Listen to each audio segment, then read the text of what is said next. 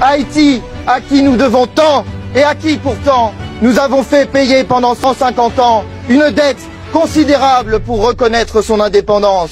Haïti, Haïti chérie, terre de souffrance, de violence, de désespérance, tu n'en finis plus de payer au prix fort ton indépendance, première république noire, libre, du temps des colons, en échange d'une rançon en or astronomique qui a ruiné le pays, l'a endetté pour l'empêcher de s'en sortir.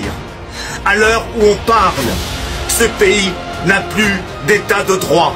Les gangs criminels contrôlent tout partout.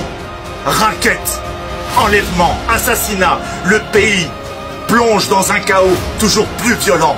Trafic d'organes, viol d'enfants, oui, la guerre civile, où les gens s'entretuent, est devenue la réalité du quotidien de ce peuple haïtien que je connais si bien. Des gens éduqués, dignes, fiers et forts, on les a laissés tomber. Le monde entier s'en fout. Pourtant, la littérature et la peinture haïtienne sont mondialement appréciées. Gaza, Goma, Odessa, on en parle, on les aide, on en pleure. Pourquoi alors on laisse mourir mon Haïti chérie, la terre fière qui a vu mon mariage et la naissance de mon enfant? Jeunesse haïtienne, tenez bon. Le temps des lâches et des profiteurs prendra fin tôt ou tard. Tenez bon. Restez en vie.